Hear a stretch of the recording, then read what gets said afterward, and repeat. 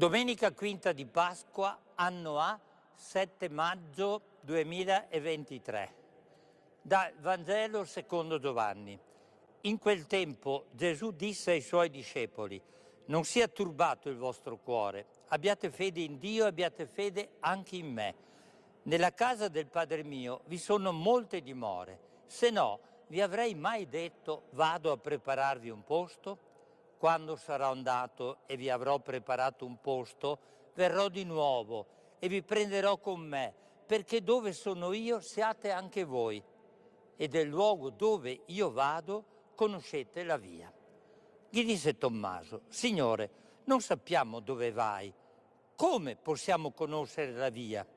Gli disse Gesù: io sono la via, la verità e la vita. Nessuno viene al Padre se non per mezzo di me. Se avete conosciuto me, conoscerete anche il Padre mio. Fin da ora lo conoscete e lo avete veduto. Gli disse Filippo: Signore, mostraci il Padre e ci basta. Gli rispose Gesù: da tanto tempo sono con voi e tu non mi hai conosciuto, Filippo. Chi ha visto me ha visto il Padre. Come puoi tu dire mostraci il Padre? Non credi che io sono nel Padre e il Padre in me? Le parole che io vi dico non le dico da me stesso, ma il Padre che rimane in me compie le sue opere. Credete a me, io sono nel Padre e il Padre è in me. Se non altro, credetelo per le opere stesse. In verità io vi dico, chi crede in me, anch'egli compirà le opere che io compio e ne compirà di più grandi di queste, perché io vado al Padre. Pietro, nei versetti precedenti a questo Vangelo, è il primo che apre le danze e che pone una precisa domanda a Gesù. Ma dove vai? Dopo di lui anche Tommaso, Filippo e Giuda, non l'Iscariota, prendono coraggio e formulano altrettanti interrogativi a Gesù. L'Evangelista che scrive non ha nessun dubbio. Gesù è maestro non solo perché parla e insegna con autorità, ma anche perché permette a chi cammina con lui di esternare le sue paure, i suoi dubbi, i suoi interrogativi e i suoi quesiti. Permettere all'altro di porre con libertà le sue domande è il tratto distintivo del Maestro. Ed è per questo che questi 4 discepoli, ci dice San Giovanni, prendono fiducia e pongono i loro punti interrogativi al Maestro, perché hanno avvertito che Gesù è in grado di farsi carico anche dei lati oscuri, quelli più profondi che portano nel cuore, dove si annidano le loro ansie e le loro insicurezze e la loro mancanza di fede. Dio ha il volto, il corpo e le mani di Gesù. Dio ci parla con le parole di Gesù. Dio ci serve con le mani di Gesù. Dio ci cerca e ci raggiunge con i piedi di Gesù. Dio è amore perché Gesù ha donato la sua vita per noi. Dio è servizio perché Gesù si è chinato su di noi nella lavanda dei piedi. La misura dell'amore di Dio per noi la ricaviamo, dice il Vangelo che abbiamo ascoltato, dalle opere che Gesù compie per noi e verso di noi.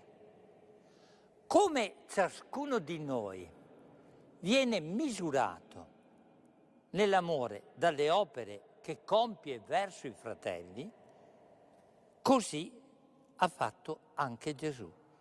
E chi di noi vuole vedere Dio, ribadisce San Giovanni, si lasci abbracciare da Gesù e impari ad amare come Lui ha amato. Noi. Parole scomode, ma liberanti, anche perché alla fine della vita, non dimentichiamolo mai, saremo misurati non dalle preghiere fatte, ma dalle opere che abbiamo compiuto, innestandoci nell'agire di Gesù e continuandolo nella nostra vita.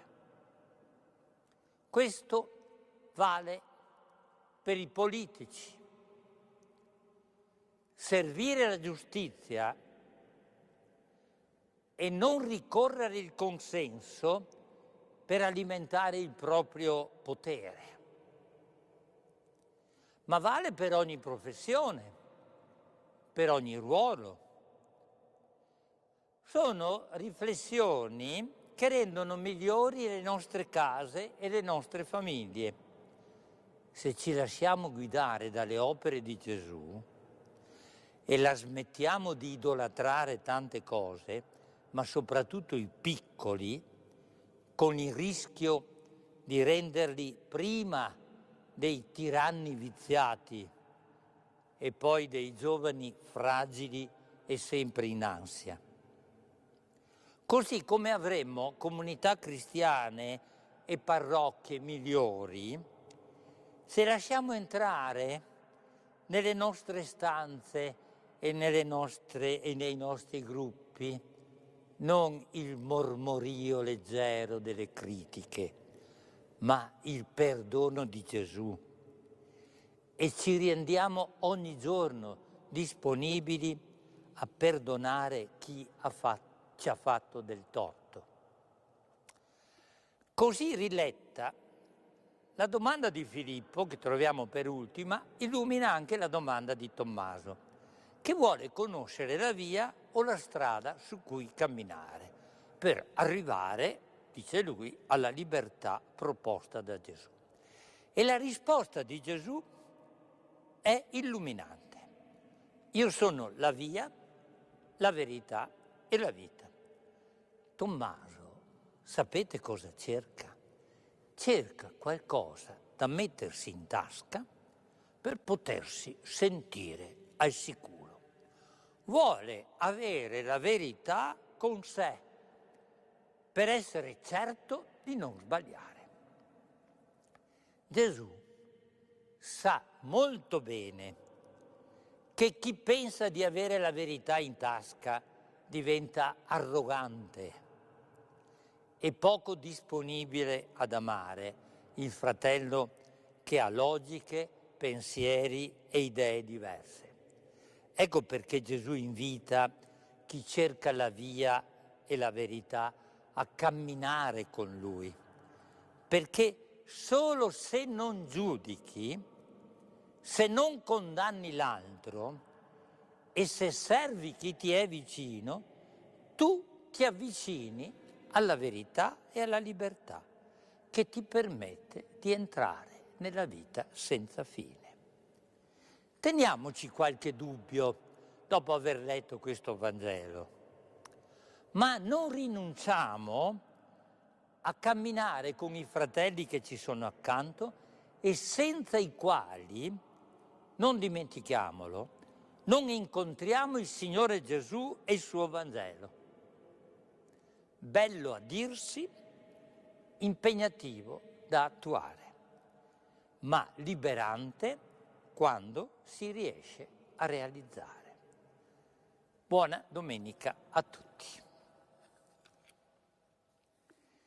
E mi è nata questa preghiera. Caro Gesù, sono arrabbiato con i miei genitori. Non mi lasciano andare a scuola da solo perché dicono la strada è piena di pericoli. Loro però andavano a scuola a piedi e da soli. Non mi lasciano giocare in cortile. È vietato, si fa rumore, dicono. Non posso andare ai giardinetti dietro casa perché mamma dice non riesco a vederti. E non vogliono neanche che vada in oratorio e a casa dei nonni da solo, sempre per il solito motivo, perché sulla strada non si sa mai chi incontri. Scoprire dal Vangelo che tu ti sei definito la strada mi ha fatto davvero tanto pensare. Tu non solo non hai paura di lasciarci andare nella strada da soli, ma tu ci chiedi e ci dici che per incontrarti dobbiamo imparare a fidarci di te che sei la strada. Grazie Gesù, perché ti fidi di me e dei miei amici.